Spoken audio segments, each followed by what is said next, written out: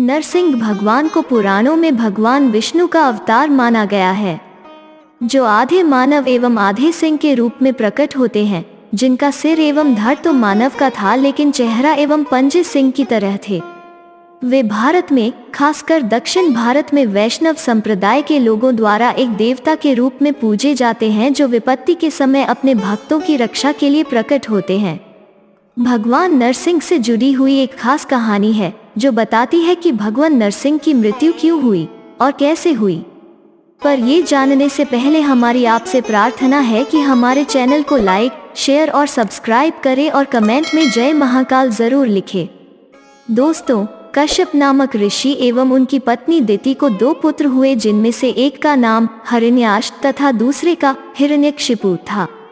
हिरण्याक्ष को भगवान विष्णु ने पृथ्वी की रक्षा हेतु वराह रूप धरकर मार दिया था।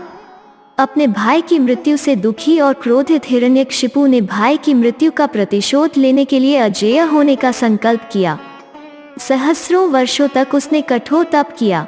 उसकी तपस्या से प्रसन्न होकर ब्रह्मा जी वरदान देते हैं कि उसे न कोई घर में मार सके, न बाहर, न अस्त्र से और न शस्त्र से, न दिन में मरे न रात में, न मनुष्य से मरे न पशु से, न आकाश में न पृथ्वी में।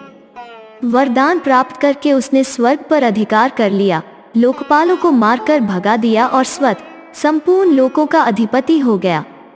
देवता निरुपाय हो गए थे। वे असुर हिरण्यकशिपु को किसी प्रकार से पराजित नहीं कर सकते थे।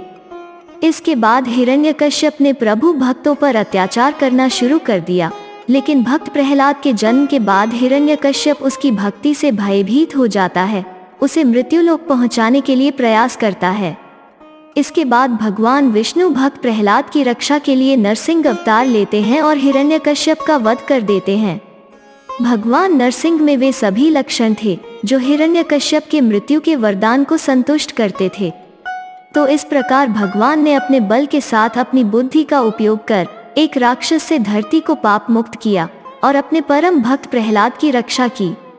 किंतु एक और समस्या खड़ी हो गई। भगवान नरसिंह इतने क्रोध में थे कि लगता था जैसे वे प्रत्येक प्राणी का संहार कर देंगे।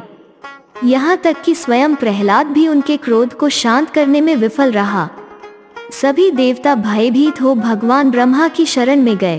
परम पिता ब्रह्मा उन्हें लेकर भगवान विष्णु के पास गए और उनसे प्रार्थना की कि वे अपने अवतार के क्रोध शांत कर लें, किंतु भगवान विष्णु ने ऐसा करने में अपनी असमर्थता जतलाई।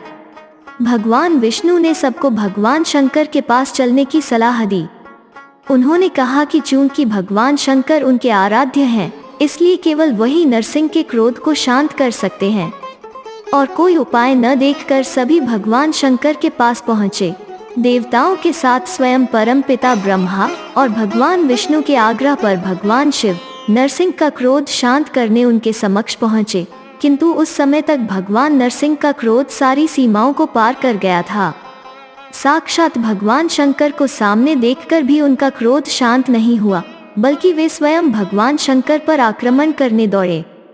उसी समय भगवान शंकर ने एक विकराल ऋषभ का रूप धारण किया और भगवान नरसिंह को अपनी पूंछ में लपेटकर खींचकर पाताल में ले गए।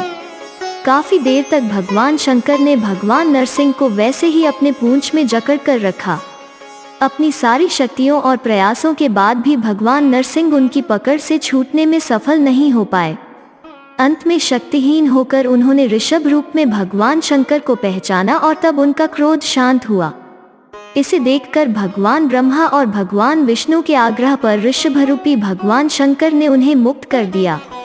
इस प्रकार देवताओं और प्रहलाद के साथ साथ सभी सत्पात्रों को 2 महान अवतारों के दर्शन हुए। दोस्तों, तो आज के वीडियो में बस इतना ही। अगर आपको हमारा ये वीडियो पसंद आया हो तो इसे लाइक करें, शेयर करें और कमेंट करें।